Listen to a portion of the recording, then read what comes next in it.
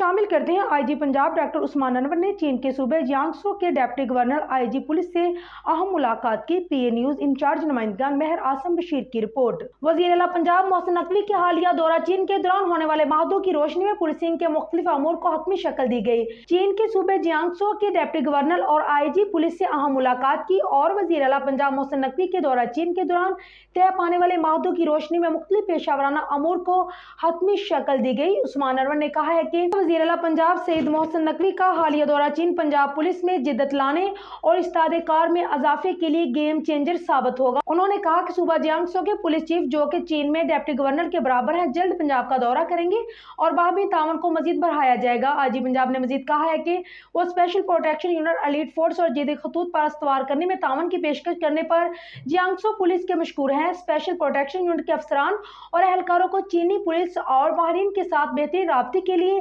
چینی زبان بھی سکھائی جا رہی ہے۔ کہا کہ ڈپٹی گورنر جیانگسو صوبے نے پاکستان میں انویسٹمنٹ سیکیورٹی ونگ کے قیام کو سراہا، مزید سرمایہ کاری کے منصوبے شروع کرنے کی یقین دہانی کروائی۔ ملاقات میں چینی شہریوں، سرمایہ کاروں، سیاحوں کی سیکیورٹی، چین میں پنجاب پولیس کی تربیتی پلان پر تبادلہ خیال کیا گیا۔ ترجمان پنجاب پولیس کا کہنا ہے کہ چینی رہنما چیئرمین موزے تنگ کی رہائش گاہ کو آئی جی پنجاب ڈاکٹر عثمان انور اور اس کے وفد کے لیے خصوصی طور پر کھولا گیا۔ پولیس وفد کو گھر میں محفوظ تصاویر، فرنیچر، دستاویزات سمیت تاریخی یادگاروں کے بارے میں بریفنگ دی گئی۔ چینی حکام کے مطابق آئی جی پنجاب ڈاکٹر عثمان انور کے دورہ چین سے پاک چین پولیس تعلقات میں ایک نئے دور کا اضافہ ہوا ہے۔